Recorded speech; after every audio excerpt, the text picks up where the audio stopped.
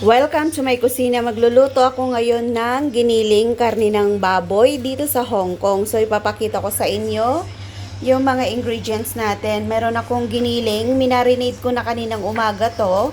So meron akong kamatis, i-dilute ko to, tatanggalin ko yung balat, tapos tatanggalin din natin yung balat, tapos hihiwain natin ng maliliit. Tapos itong bawang natin, i-chop natin. And then, ito po yung gagamitin kong sauce. Ayan, yung ketchup.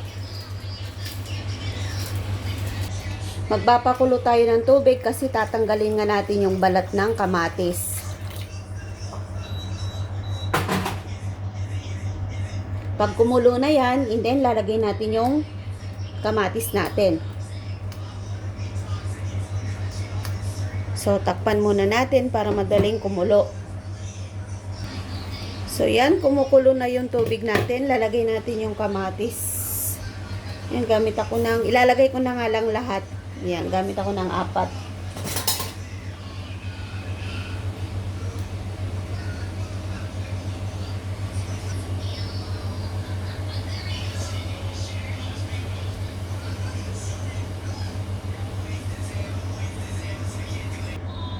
So, yan, ito, yan, nakikita nyo, natatanggal na yung kanyang balat. So, alisin na natin sa tubig.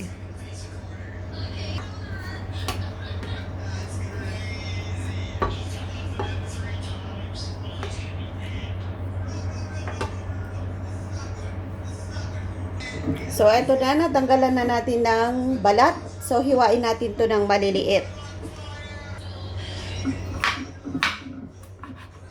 So, hiwain natin to. Ito yung gagamitin po nating sauce.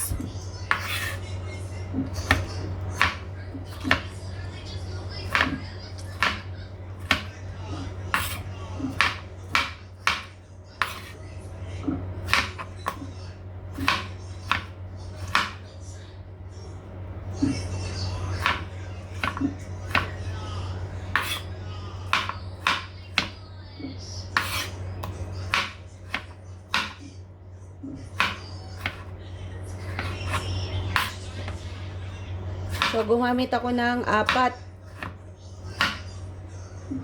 Lagay ko na lahat yung kamatis ni Amo. Medyo maasim to. So, dadagdagan ko siya ng sugar.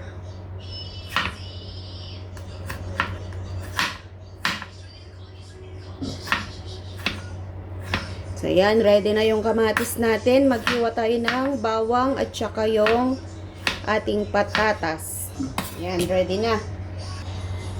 So, magpit-pit naman tayo ng gagamitin nating bawang.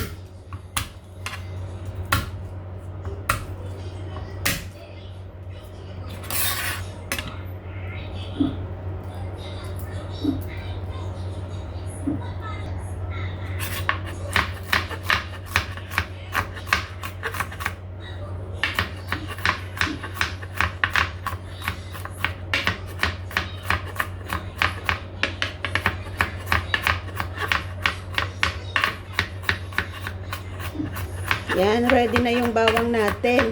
And, yung patatas naman ang gagawin natin ngayon.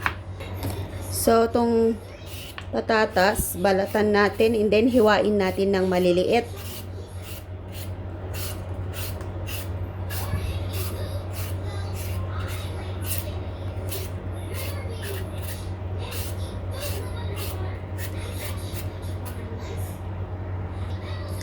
So, hiwain natin to ng maninipis para madali siyang maluto.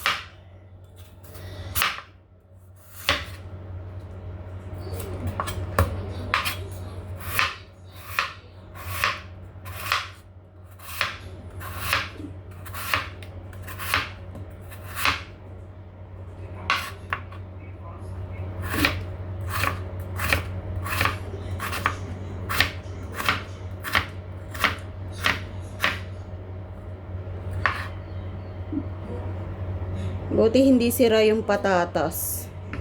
Minsan sira yung patatas eh. So, ganyan po siya kaliliit.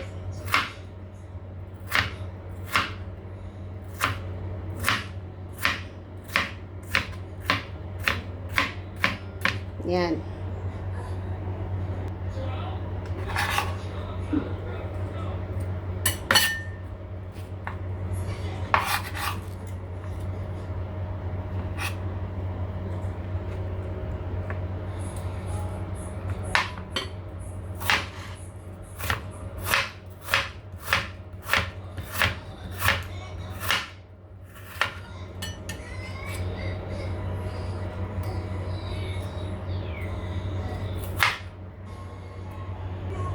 So, ready na po tong patatas natin. Maggigisa na tayo ng ating giniling na baboy. Yan. Ready na. So, eto na po yung ingredients natin. Magluluto na tayo ng ating giniling na karne ng baboy. So, painitin na natin yung ating kawali. Maglalagay tayo ng ating mantika.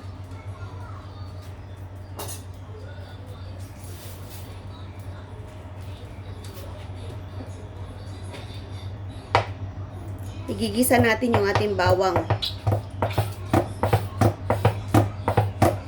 Pero bago natin gagawin yon, iluluto ko muna yung ating patatas. Ipiprito ko yung patatas natin.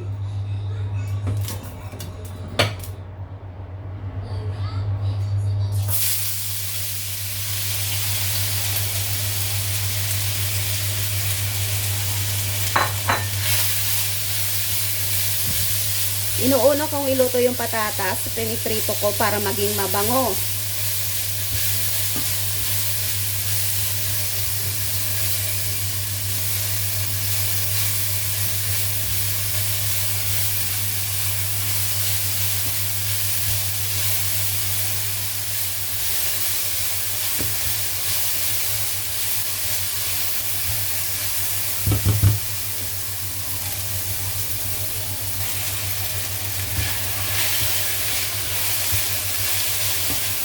After ko maprito and then set aside ko siya.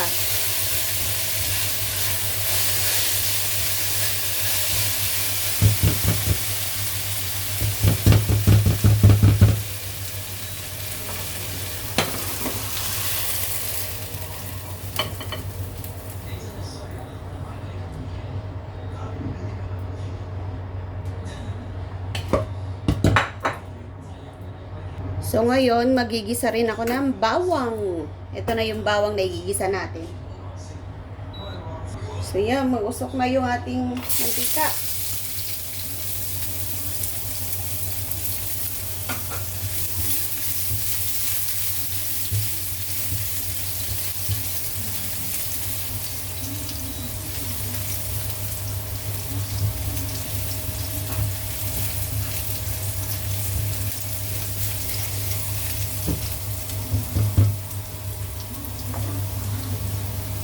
So, igigisa natin yung ating karne ng baboy.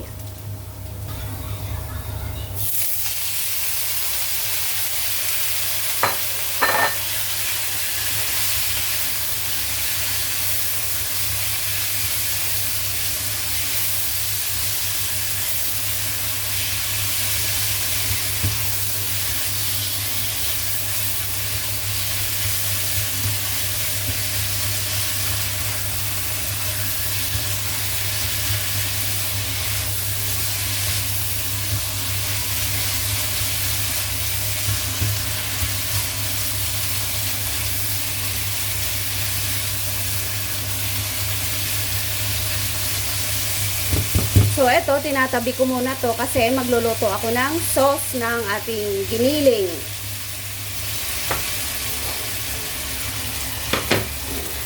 Tatabi ko rin ito.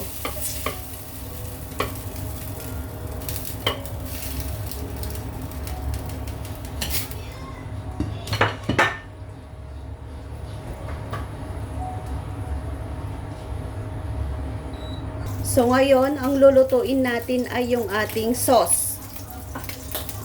Kasi gagamit tayo ng kamatis.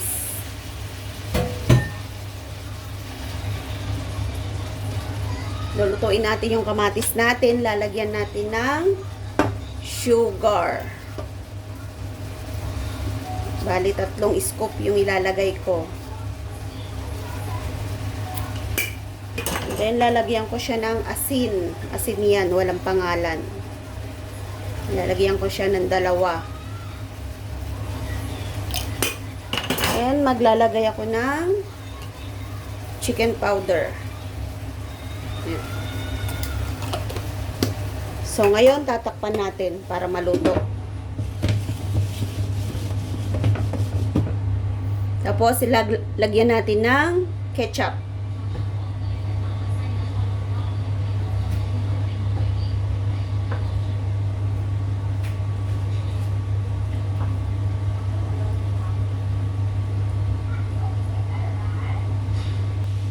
So, yan. Check natin kung malambot na.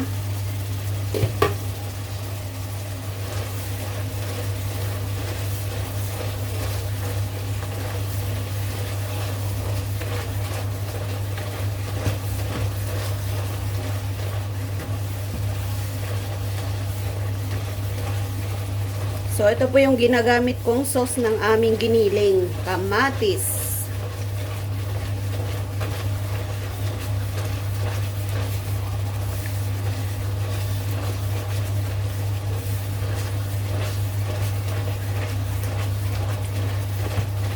So, kung mayroon kayong oyster sauce, pwede nyo siyang lagyan.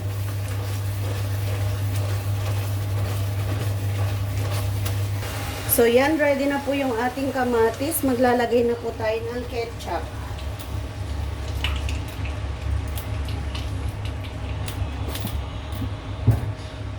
Kung mayroon kayong oyster sauce, pwede rin kayo maglagay ng oyster sauce. Pero ubos na yung oyster sauce ko eh.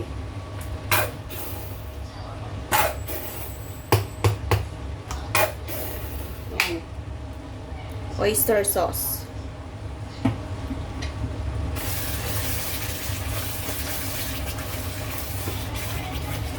So, ito po yung pinaka sauce ng aming giniling.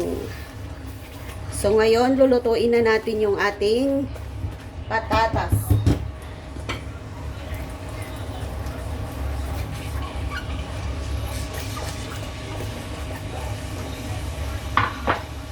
Lalagay na rin natin yung ating karne.